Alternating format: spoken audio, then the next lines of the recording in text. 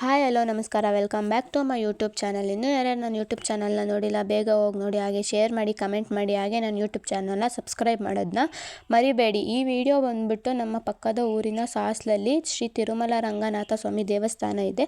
ಅದ್ರದ್ದು ಇವತ್ತು ಜಾತ್ರಾ ಮಹೋತ್ಸವದ ಬಗ್ಗೆ ಆಗಿರುತ್ತೆ. ಬನ್ನಿ ಜಾತ್ರೆ ಹೇಗಾಯಿತು ಅಂತ ಹೇಳ್ಬಿಟ್ಟು ನಾನು ನಿಮಗೆ ತಿಳಿಸ್ಕೊಡ್ತೀನಿ.